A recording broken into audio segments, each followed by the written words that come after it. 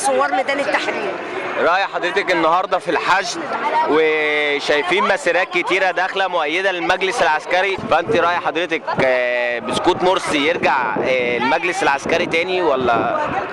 والله أنا بقول لأي حد يطالب بنزول العسكر تاني يبقى هو ما قراش التاريخ، ما شافش العسكر لما عمل كشف عذرية للبنات، ما شافش العسكر في محمد محمود رقم 1 لما رمى مننا شهيد في قلب الزبالة، ما شافش العسكر لما بكل قوته نزل احمد شفيق عشان يفكك الاصوات، والاصوات كلها تروح لمرسي من خلال الصفقه ما بين العسكر والاخوان. يبقى انهي عسكر؟ العسكر اللي بدل ما بيصنع اسلحه ويحمينا بيعمل لنا مصانع مكرونه، ولا العسكر اللي ولاده بيتخطفوا من على الحدود وهو بيساوم عليهم؟ انهي عسكر؟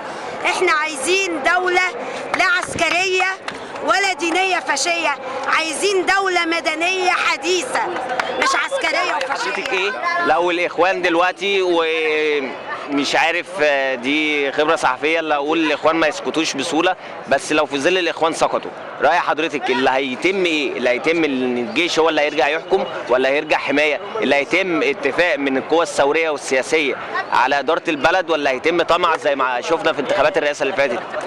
انا هقول لك حاجة مهمة جدا.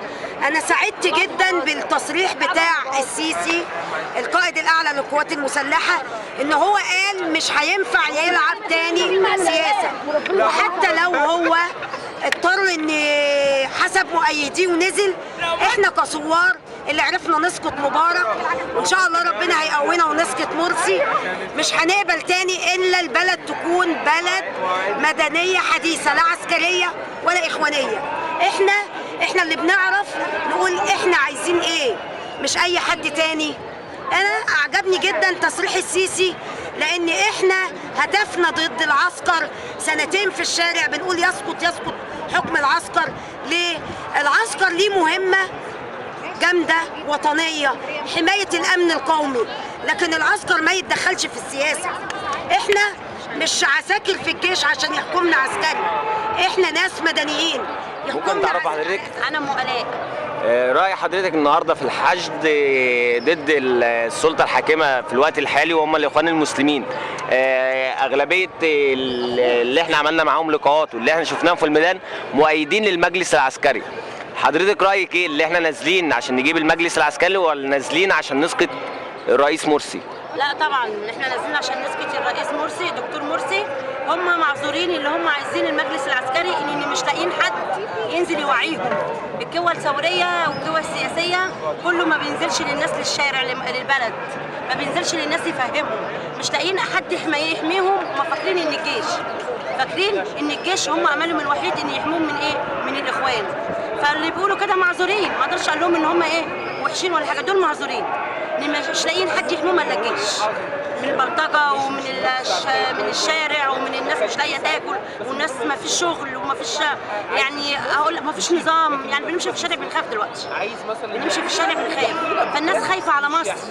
الناس مش تمشي في الشارع تلاقي الناس حزنه.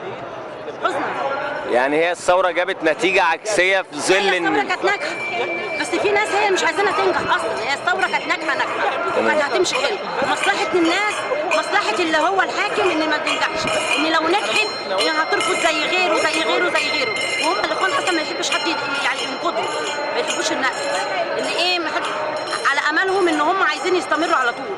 لكن الثوره لو نجحت هتشيل وما عجبهمش حاجه هتشيل غيرهم وغيرهم، مش هيستنوا 4 سنين. طبعا الشعب هيقوم وهيشيل غيرهم ومن مصلحه امريكا ومصلحه اسرائيل ان هم طبعا الاخوان مريحينهم، ان بيلبوا طلباتهم، مش بيلبوا طلبات المصريين، بيلبوا طلبات امريكا وطلبات اسرائيل. ماشي، هم الامن لكن ما بيدوش المصريين الامن. ماشي، شكرا.